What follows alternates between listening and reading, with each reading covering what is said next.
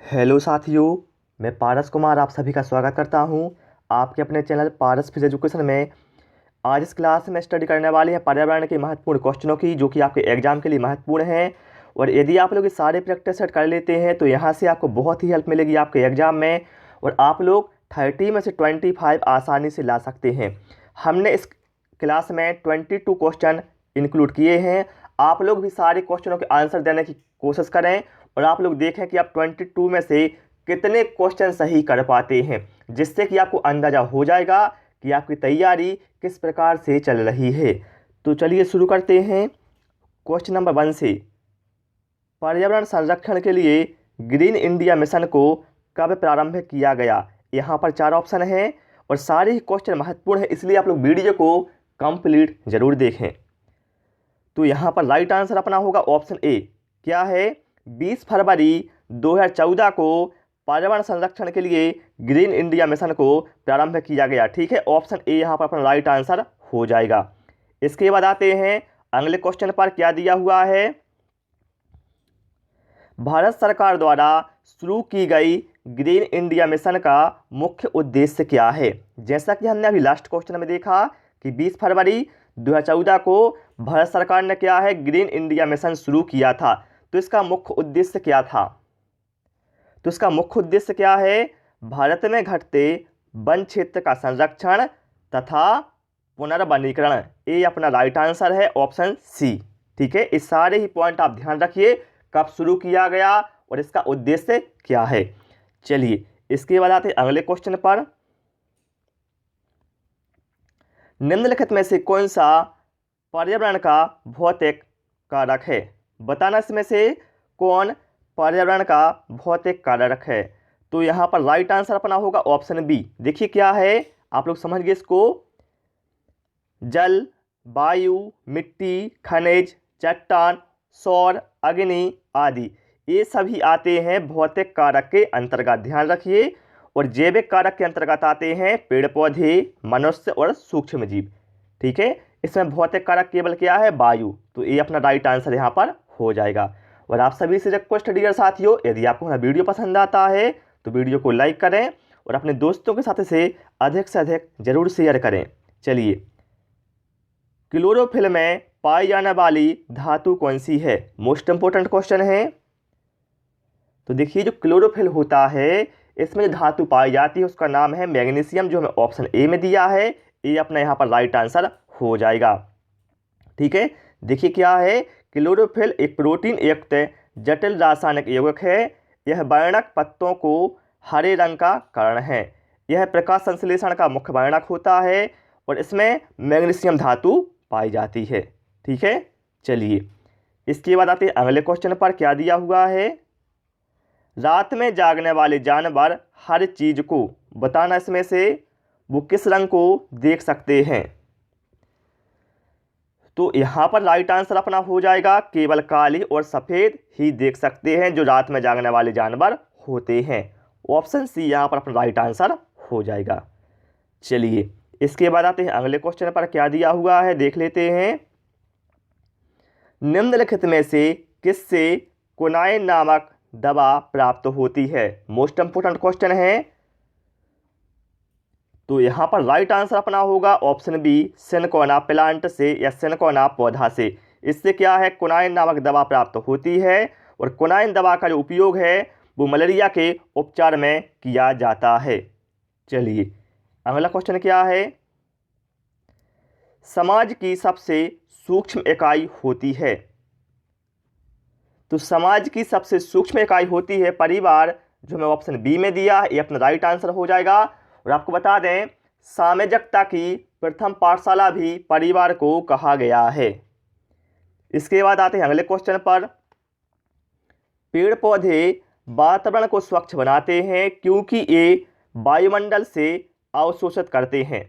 देखिए, जो पेड़ पौधे हैं ये क्या है, वातावरण को स्वच्छ बनाते हैं क्योंकि ये वायुमंडल से कार्बन डाइऑक्साइड, जिसका फार्मूला होता है CO2, को अवशोषण करते हैं, जो हमें ऑप्शन ए में दिया है। ये अपना राइट आंसर यहाँ पर हो जाएगा। आप लोग ध्यान रखें, जो पेड़ पौधे होते हैं वो क्या करते हैं, कार्बन डाइऑक्साइड को अवशोषण करते हैं और उसके बदले हमें ऑक्सीजन देते हैं। ठीक है। चलिए इसके बाद आते हैं अगले क्वेश्चन पर। भारत में पूर्व से पश्चिम की ओर बहने वाली सबसे लंबी नदी कौन सी है? यहाँ पर 4 ऑप्शन हैं।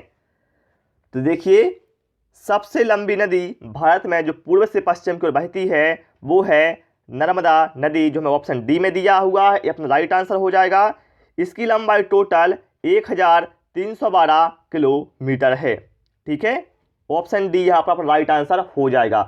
और यह जो नदी है नर्मदा, यह मध्य प्रदेश की सबसे लंबी नदी है और भारत के स्थान पर देखें तो भारत में यह 5वें नंबर पर आती है।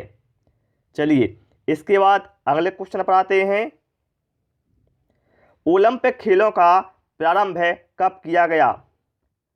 तो जो ओलंपिक खेल हैं इनका प्रारंभ किया गया था 776 ईसा पूर्व में। ठीक है, ओलंपिक खेलों का जो प्रारंभ है वो 776 ईसा पूर्व में किया गया। ये हमें ऑप्शन बी में दिया है, ये अपना राइट आंसर हो जाएगा। देखिए क्या है, ओलंपिक खेलों का प्रारंभ है यूनान के ओलंपिया शहर में 776 ईसा पूर्व में हुआ था।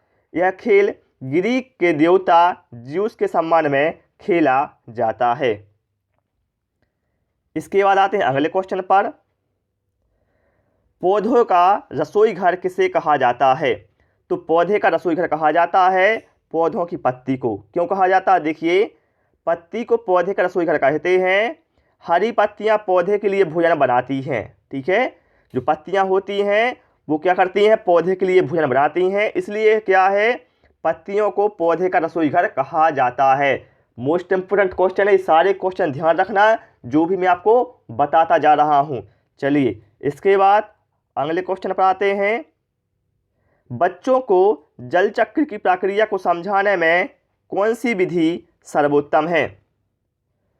तो देखिए, बच्चों को यदि आपको जल चक्र की प्रक्रिया को समझाना है तो इसके लिए इन चारों में से सबसे अच्छी विधि होगी एनिमेशन वीडियो, जो हमें ऑप्शन ए में दिया है। ये अपना राइट आंसर यहाँ पर हो जाएगा। ठीक है, इससे वो आसानी से समझ पाएंगे एनिमेशन के माध्यम से कि किस तरह से पर्यावरण हमारा दूषित होता है और किस तरह से जल चक्र की प्रक्रिया चलती है। बिल्कुल आसानी से वो वहाँ पर समझ सकते हैं। ठीक है, चलिए इसके बाद आते हैं अगले क्वेश्चन पर। बच्चों में पर्यावरण के प्रति जागरूकता पैदा करने के लिए कक्षा अध्यापक की सर्वोत्तम विधि कौन सी रहेगी? ऑप्शन है बच्चों को किताब पढ़कर समझाना, व्याख्यान देकर, और ऑप्शन सी में दिया गया है बच्चों को कहीं पिकनिक पर ले जाकर पर्यावरण से सजीव चित्रण कराना। तो यही अपना राइट आंसर हो जाएगा। ठीक है, यदि आपको बच्चों में जागरूकता पैदा करनी है पर्यावरण के प्रति तो आपको बच्चों को कहीं पिकनिक पर ले जाकर पर्यावरण से सजीव चित्रण कराना ये सबसे अच्छी विधि रहेगी। ठीक है, जो मैं ऑप्शन सी में दिया था यही अपना राइट आंसर हो जाएगा इस क्वेश्चन का। क्लियर? चलिए, और आपसे रिक्वेस्ट है यदि आपको वीडियो पसंद आ रहा है तो वीडियो को लाइक अवश्य करते जाएं। चलिए, पर्यावरण संरक्षण के लिए पृथ्वी सम्मेलन कब और कहाँ हुआ था? तो देखिए, पर्यावरण संरक्षण के लिए जो पृथ्वी सम्मेलन हुआ था वो हुआ था ब्राजील में 1992 में। ठीक है, ब्राजील के रियो डी जेनेरियो में 1992 में हुआ था पृथ्वी सम्मेलन। ठीक है, जिसमें 172 देशों ने भाग लिया था। चलिए इसके बाद आते अगले क्वेश्चन पर। भारत में हॉट स्पॉट स्थल कौन है? तो देखिए, भारत में प्रमुख 2 हॉट स्पॉट स्थल हैं, पूर्वी हिमालय और पश्चिमी घाट। तो यहाँ पर ऑप्शन सी में दिया हुआ है पूर्वी हिमालय, तो ये अपना राइट आंसर यहाँ पर हो जाएगा। ध्यान रखिए, भारत में 2 प्रमुखतः हॉट स्पॉट स्थल हैं, पूर्वी हिमालय और पश्चिमी घाट। चलिए अगला क्वेश्चन देख लेते हैं क्या है। भारत में राष्ट्रीय हरित न्याय अधिकरण की स्थापना कब की गई? तो इसका जो आंसर है वो है ऑप्शन सी 2010 में। ठीक है, देखिए क्या दिया हुआ है, राष्ट्रीय हरित न्याय अधिकरण अधिनियम 2010, इसकी स्थापना 2 जून 2010 को राष्ट्रपति ने स्वीकृति दी थी। यह न्यायाधिकरण वायु और जल प्रदूषण, पर्यावरण प्रदूषण तथा वन संरक्षण अधिनियम, जैव विविधता से जुड़े सभी पर्यावरणीय मामलों का निपटारा करता है। ठीक है, ये आपको ध्यान रखना है। चलिए इसके बाद आते हैं अगले क्वेश्चन पर। कक्षा 1 से 5 तक के बच्चों को पर्यावरण संरक्षण से संबंधित उपायों के बारे में आप क्या बताएंगे इसमें से? तो देखिए, कक्षा 1 से 5 तक के जो बच्चे हैं इनके लिए हम उपाय बताएंगे। पर्यावरण संरक्षण कौन कौन से बताएंगे? प्लास्टिक का कम उपयोग सही है, वृक्षारोपण के लिए प्रेरित करना ये भी सही है, बच्चों को पर्यावरण की महत्ता को बताकर। तो ए, बी और सी ये तीनों ऑप्शन सही है। तो अपना राइट आंसर क्या होगा यहाँ पर? Option D. ठीक है, चलिए अगला क्वेश्चन देख लेते हैं। इसके बाद में क्या है? विश्व जनसंख्या दिवस मनाया जाता है। तो विश्व जनसंख्या दिवस मनाया जाता है 11 जुलाई को, जो हमें ऑप्शन ए में दिया है। ये अपना राइट आंसर यहाँ पर हो जाएगा। ठीक है, चलिए अगले क्वेश्चन पर आते हैं। इसके बाद में हम क्या है?